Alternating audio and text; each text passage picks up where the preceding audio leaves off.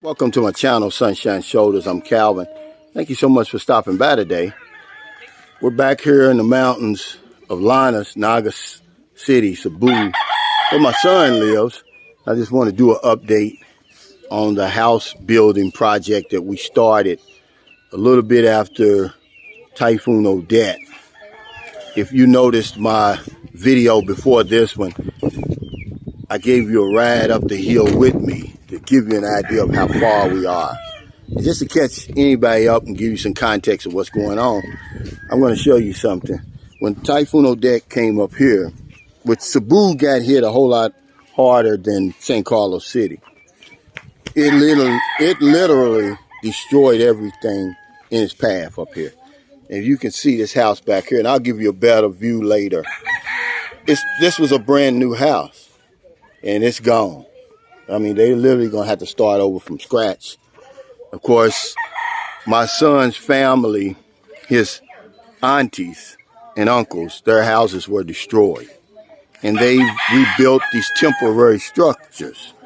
So what I decided to do, because this is my family, I've been coming up here since January 2010, before he was even born. And I couldn't stand by why they struggled, not with good conscience. So I decided that I was going to rebuild their houses using $1,000 each. That was the budget, 50,000 pesos. And that's where we are today. Now, this is the first house. As you can see, it's not finished yet. They're only working 1 day a week on the houses. They work Monday through Saturday on their own jobs and then Sunday. But it's coming along.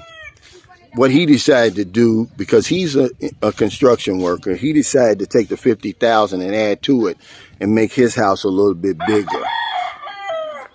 He's got the roof on. He's still got a lot of work to do, a lot of finishing work. Looks like he's already got the electric hooked up, electric pole, electric line. Because when I first started coming up here, they had no electric. And this is the main house that my son's mother built. And if she doesn't do anything else, you can still see some of the damage from and I'm going to help them with that from the typhoon. But if she doesn't do anything else, I got to tip my hat to her. You don't know how big this is to build a house up here. And this is a nice house. This is a legitimate house. It's bigger than mine. And she's sent back every week, every 2 weeks, or whatever it is, like most Filipinos and overseas workers do. 10% of the GDP is from overseas Filipino workers sending back remittances to their families. But here's the house I was telling you about. It's a brand new house. They had just finished it. Typhoon Odette destroyed it. And so you can imagine what it did to these little small structures up here. So right now, his house is a lot bigger than what the rest of them are going to be. But remember, he's shouldering the rest of the cost, because I've already given them their 50,000. Monday, we're going to start on the second house. But because she has no budget, you're going to actually see what the 50,000 is going to do. They're going to complete it from the ground up, which is what I thought this was going to do. But I got the news after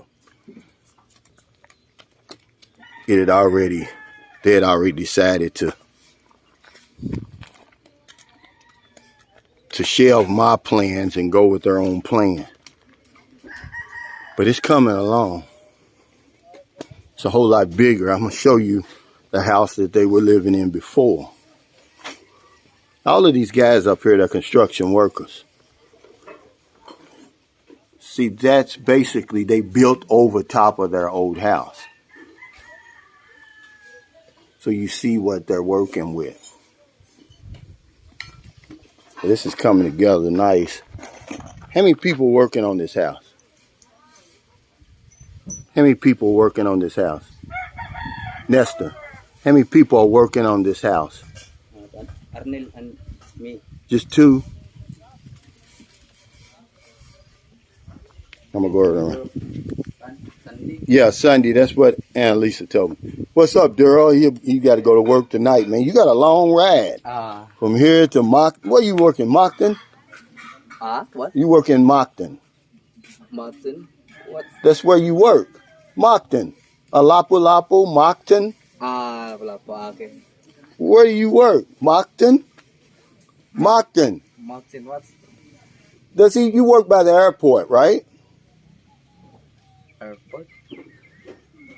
Your job. So where? Yeah, where? Lapu-Lapu.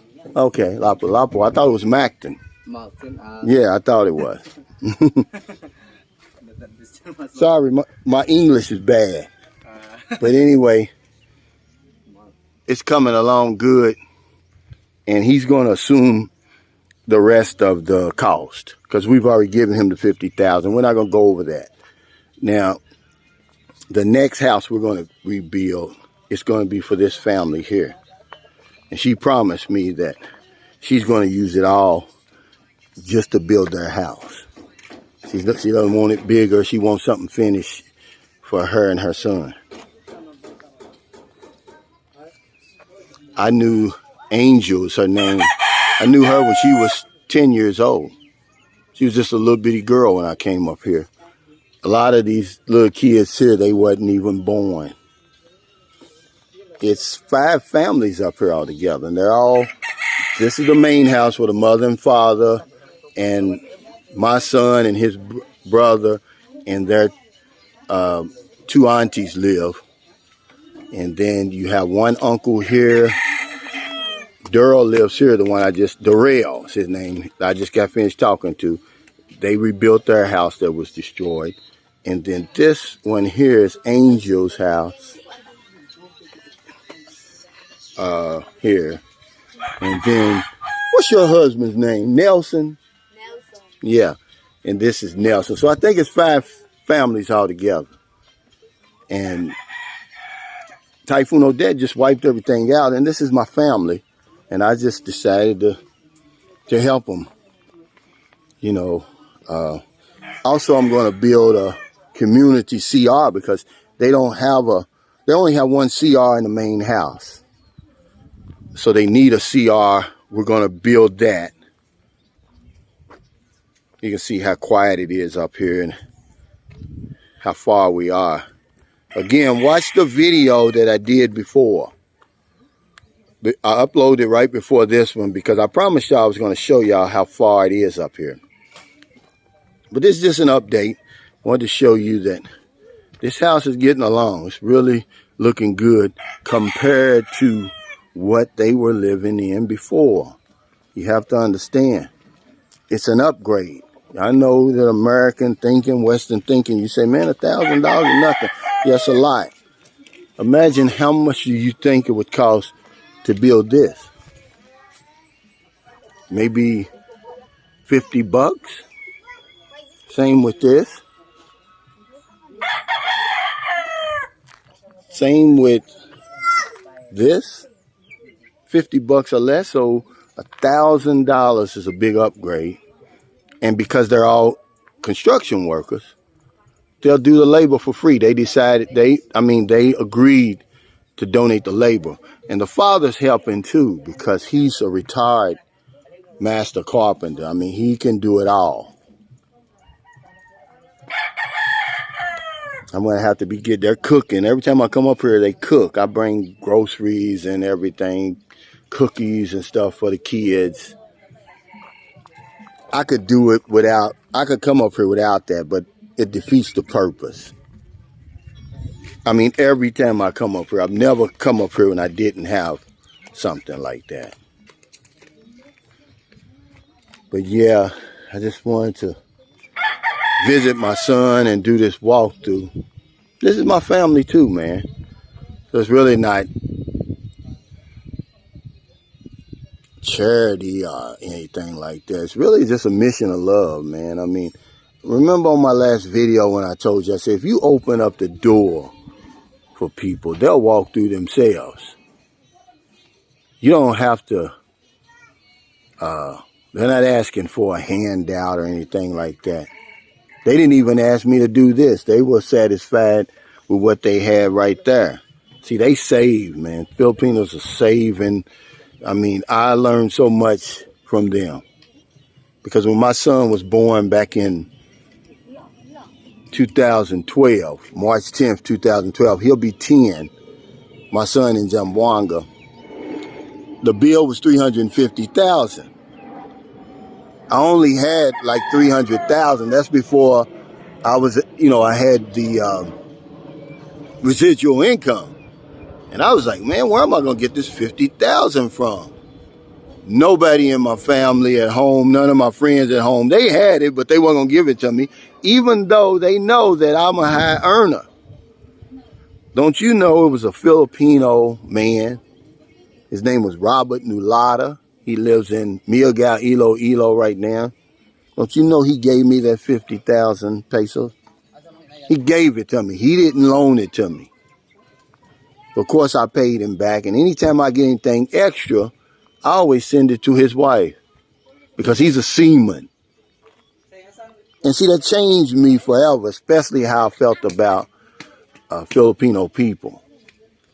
It's a whole other story y'all don't see behind a lot of this poverty and stuff that they show you on the news, and even that I show you sometimes. They'll give you the shirt off their back, man. They really, really welcoming and hospitable, and this is the least I could do. And it's not like I got to come up with the 4,000 all at once. Maybe like 1,000 a month. That's all it's going to take them. And this was one of their houses before, but the roof blew off. See, the houses are going to be a little bit bigger than this, to give you an idea. A little bit bigger than this, but it's going to be finished. See, they don't have the money to finish it. Doors and everything, windows. I made them promise me that they would put a window in these houses so the kids could look out. So thank you so much for stopping by today. I just wanted to do an update, and I had to come up here and visit my son anyhow. I'll be leaving about another hour or so, ride back down that scary hill, because they said rain is coming. Man, you do not want to be up here when the rain. Did you see, like 3/4 of the way up, it's concrete, it's road, but then it's dirt. Now, what they did do, you see there, they finished this part up here where you saw me coming down, because the last time I was here, a little bit over a month ago, that wasn't finished. I had to get off the motorcycle way up here and walk all the way around. So I always bring me an extra t-shirt and an extra pair of socks just in case. Because you can get muddy up here. So if you're in America, it's early, you're about to get up or you're up already, you have to go to work, to the gym, maybe church. It's Wednesday today, Bible study. Get a cup of coffee, newspaper. If you see somebody on the street, buy them something to eat, buy them something to drink, give them a few dollars. If you're in the Philippines, while I'm filming this, I'm not going to upload it right now. It's about 2:30 p.m. Got the whole rest of the day, probably about another 3.5 hours to go out and intentionally find somebody to help. Not a day goes by, I don't help somebody over here. I mean, it's no excuse. People helped me, man, when I was down on my luck. Because if I don't know anything else, I know this one thing for sure. When we help other people, we help ourselves. Take care, stay safe, stay COVID free. I'll see you next time. I'm going to fix that for them up here. Let me show you. I can send them that money today. It's not going to be a lot, but I want that fixed. The panels that came out, under there, here and here. Take care, everybody.